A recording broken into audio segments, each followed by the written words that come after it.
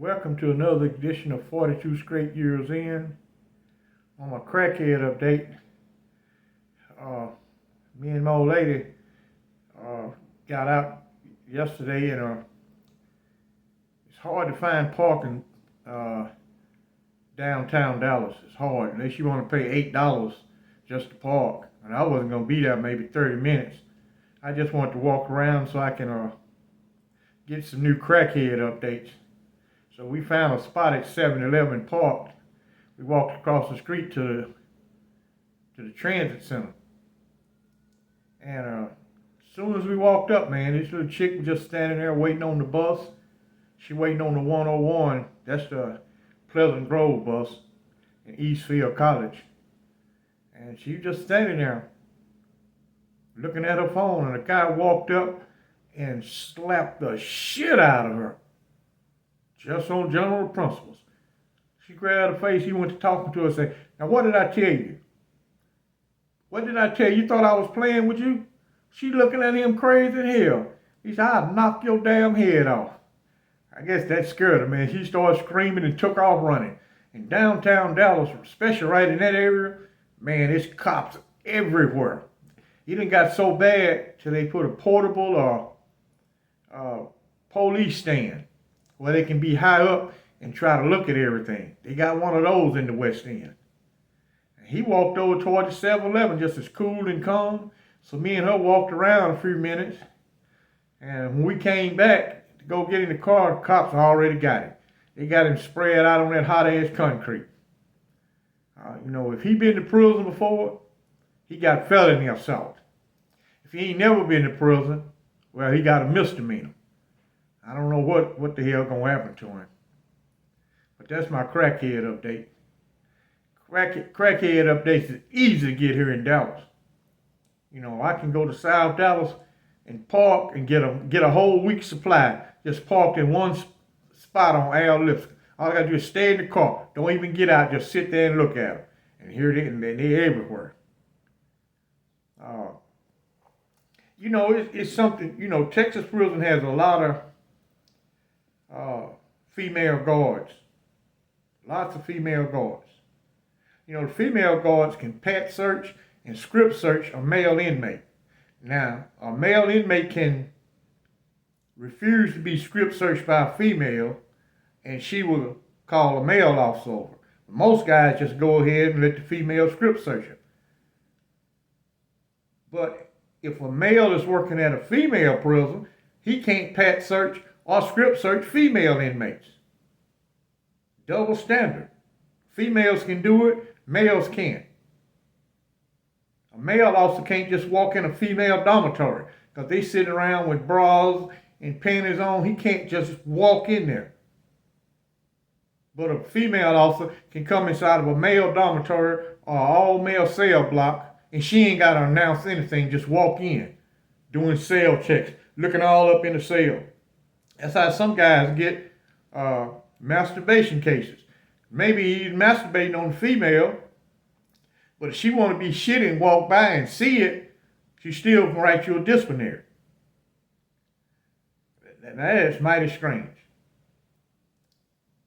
They use a double standard.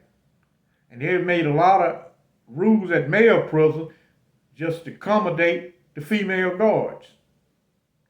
I heard some female guards who thought they was tough tell me, say, "I wish I was here back in the day." I said, "No, you don't.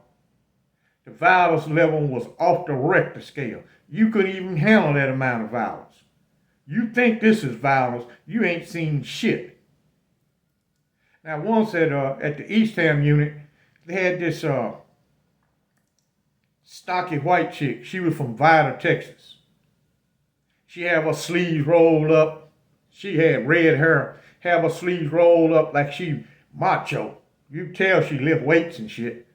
This woman actually thought she was bad because she would test a lot of guys and they wouldn't get on her ass.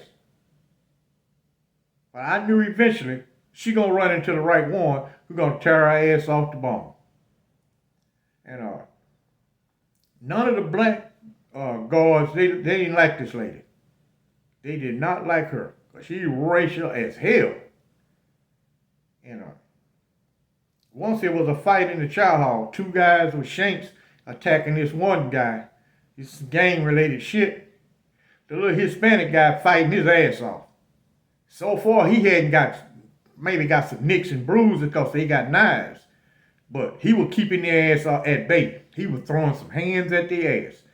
And when they holler fight, this fucking woman come running in the chow hall, jumped on this guy's back while she holding him.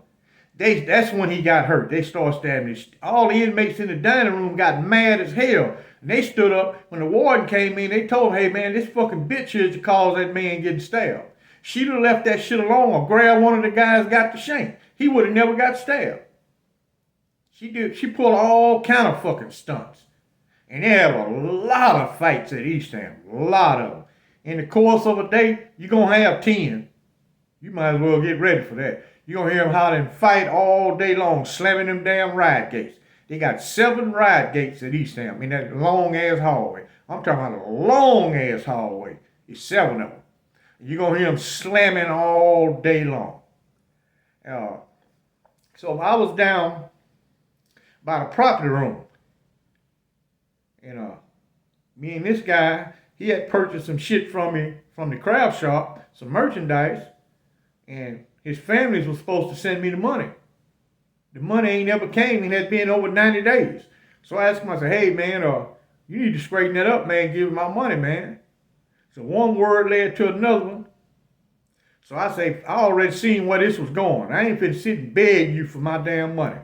So I got right on his motherfucking ass.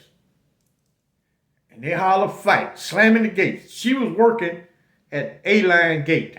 Guys who've been at Eastham, they know where A-Line Gate is. She working at A-Line Gate. And me and him fighting. Some tell me that this motherfucker is coming up behind me. Some tell me that. I can sense that I'm being attacked from the back. My natural instinct, I had trained myself all through the years. And I've seen other guys, they always say the same thing. Man, if you ever attacked, somebody pull a sneak attack on you, swing with all the might you got to get him off of you, to give you some breathing room. That way you can kind of assess the danger. You'll know what the hell to do. And I turned, I could see the gray uniform. I know it's a guard. I turned and caught her my ass right in mid-air. She ran right into it. I knocked her ass smooth out. So all the guards come running down. All the guards out of Ed Seg, they come running up with riot batons. A lot of them know me.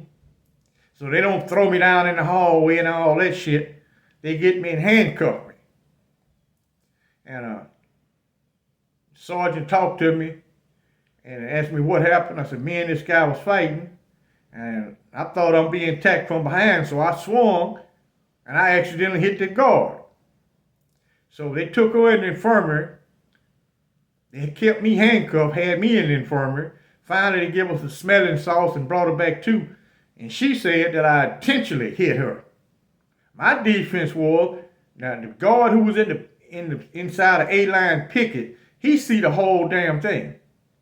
He said, no, this guy was fighting this other guy, and she come up from behind him, and he turned and swung. He don't look like he playing it. He just turned and swung. He don't know if it's an officer or inmate. But still, they placed me in pre-hearing detention. Now, the disciplinary captain is cool as fuck. I'd have made a lot of merchandise for him out of the craft shop. Been knowing him a long time. Knowed him when he was a field boss. And he's a disciplinary captain now. So I sent him a note. Say, hey, go ahead and run my disciplinary. So he called me to disciplinary. I know for assaulting an officer, you go into administrative segregation. After you receive your solitary, loss of good time, loss of privileges, you going to administrative segregation. No ifs, ands, and buts about it. So me and him talking in disciplinary. He said, they got a PA system at Eastham, so he was calling her to report to disciplinary. She had took a break, went out in the parking lot, probably smoking a cigarette in her car or something. So she don't show up. So I did some fast thinking. He said, man, I hate to fuck over you, man. I try to go light on you as I possibly can. But you know you done saw that officer, man. And I tried to explain to him. I said, well, Captain, right now I plead guilty to fighting without a weapon and disobeying a direct order. He said, you'll plead guilty right now? I said, I sure will. And he said, all right, started to tape up and ran the disciplinary. Gave me a 15 days cell restriction, 15 days commissary restriction. And that was the end of it. No loss of good time or nothing. And he didn't take my visitation. And when I was on my way out of disciplinary, I ain't got to go back and lock up. I'm being released. I just go get my property. I was walking down the hallway to get one of those carts to put off. I got so much damn property, so I can push my property to the major's office, and that's where I get my cell assignment from. But I work in the warden's office. I don't care what cell they'll assign me to. I go back later on and get assigned to the same cell I was in. So she saw me in the hallway. She on her way to disciplinary. She see me. She said, how the hell that inmate out of lockup and he assaulted a guard? So she started telling the lieutenant, I'm in fear of my life. I'm in fear of my life. Lucky the warden walked up. And she said, this inmate should not be out of lockup. He assaulted me 2 days ago. And here he is walking around in general population. I said, the warden already been to disciplinary. And the warden, he know me from Ramsey. He told her, he said, I'm going to tell you something. I know that inmate, he ain't attempted to assault you. If that guy there was going to assault you, he would assault your ass. He said, if he'd jump Captain Bad, he damn sure jump you. So I don't even believe that. This lady got so pissed off, she went to the administrative office located in Huntsville, which is about 25 miles from East End. She went there, still trying to get me messed up. They done already ran the disciplinary. Nothing they can do. Dismissed the assault on the officer. Ain't nothing they can do. Now later on, this same fucking woman, she made sergeant over gang intelligence. Later on, she moved up in rank fast because of affirmative action. Women had had a lawsuit that female guards wasn't getting promoted at male institutions. So they got to push some of these women up in rank. Later on, she made warden at the Hughes unit. She still got her racial bullshit going on. If you had a visit from another race, she'll terminate the visit. Some of them guys married interracial marriages. That is his wife. She'll terminate the visit. She did that for years and was getting away with it simply because she was a female. None of those guys want sexual harassment or discrimination lawsuit filed against them. She finally, sorry ass done retired. No, hell no. I just looked on the thing. She assistant director now. She a regional director. This same sorry ass woman. And another story, had this guy at Styles we call freaky deaky. Now, I work in the warden's office. I work visitation on Saturdays and Sundays. I'm right out there where the visitors is. I go get their shit. When they was taking pictures, I take the pictures and all that, and they pay me with cash money. That's when they was lying cash money, and now they can only bring $20 worth of quarters. And it got to be in a clear bag. Well, anyway, this guy would get a visit all the time. Man, and it always was rumored that he had a female guard who run visitation. She about her money. You give her a $50 bill, she'll let your female visitor go inside the inmate restroom and you take care of your business. This guy was knocking off his mama and his sister. He believed in keeping it in the family. Dude say, man, he take his old mama. He said, man, he had told me about this guy, but I ain't never paid no attention. I'm too busy getting my hustle on. So one Sunday, I just observed it. When this mama walked up, she's sticking her tongue in her son's mouth. The daughter do the same thing. I said, damn. And this dude is so ignorant. Even after he done had SCX with his mama and his sister, he get both of them. He pull his shoe and socks off, and he be toe fucking them under the table. So one guy beat the hell out of him, say he disrespected his family. And they placed him in lockup. They really didn't know what to do with him because they know God caught him doing anything. The God is down with it. So they ended up transferring him. But he done got his mama pregnant. He got a kid by the mama, and he got a kid by the daughter. Both of them were his hoes. And they had to be a hoe to be doing some shit like that. That was her son husband. And his sister husband. He kept it in the family. Well, it's raining outside. I just went outside and got all wet. And as soon as this rain is over with, I already know my old lady gonna want me to go to the car wash. I already know the routine.